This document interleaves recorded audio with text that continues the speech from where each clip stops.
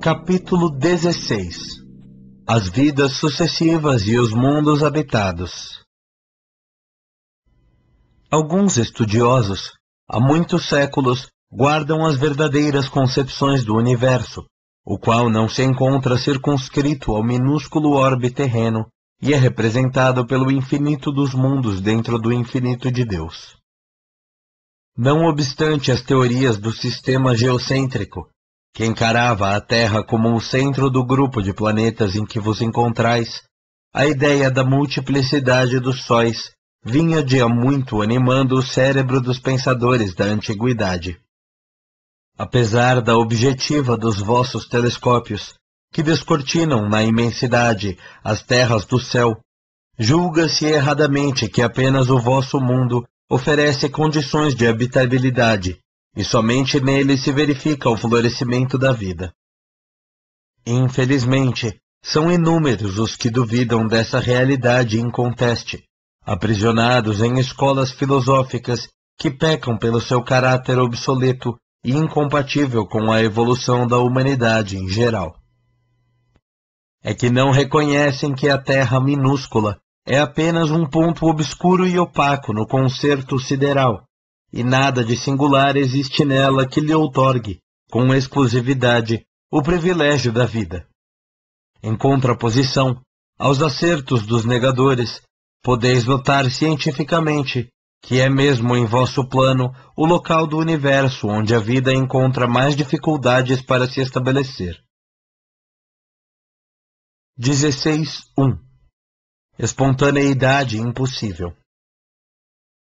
Grande é a tortura dos seres racionais, que no mundo terráqueo buscam guarda para as suas aspirações de progresso, porquanto, do berço ao túmulo, suas existências representam grande soma de esforços, combatendo com a natureza inconstante, com as mais diversas condições climatéricas, arrasadoras da saúde e causas de um combate acérrimo da parte do homem, porque não lhe é possível viver em afinidade perfeita com a natureza, submetida às mais bruscas mutações, sendo obrigado a criar a sua moradia, organizar a sua habitação, que representa de fato a sua escravidão primeira, impedindo-lhe uma existência cheia de harmonia e espontaneidade.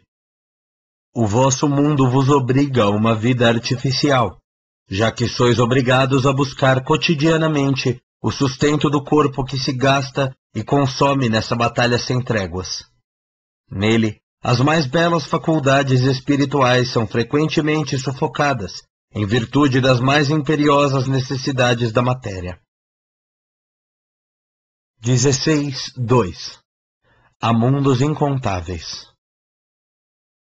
Que se calem os que puderem descobrir a vida apenas em vossa obscura penitência de náufragos morais. Por que razão a vontade divina colocaria na amplidão essas plagas longínquas? Enxergar nesses mundos distantes somente objeto de estudo da vossa astronomia é um erro. Eles estão, às vezes, regulados por forças mais ou menos idênticas às que controlam a vossa vida. Em sua superfície, observam-se os fenômenos atmosféricos e outros, cuja explicação é inacessível ao vosso entendimento. Por que os formaria o Criador para o ermo do silêncio e do deserto? Podereis conceber cidades bem construídas, abarrotadas de tesouros e magnificências, apodrecendo sem habitantes? Há mundos incontáveis, e muitos deles formados de fluidos rarefeitos, inatingidos, na atualidade pelos vossos instrumentos de ótica. 16.3. Mundo de exílio e escola regeneradora. A Terra não representa senão um detalhe obscuro no ilimitado da vida, região da amargura, da provação e do exílio. Constituindo, porém, uma plaga de sombras, varrida muitas vezes pelos cataclismas do infortúnio e da destruição, deve representar, para todos quantos a habitam, uma abençoada escola, onde se regenera o espírito culpado e onde ele se prepara, demandando o glorioso porvir.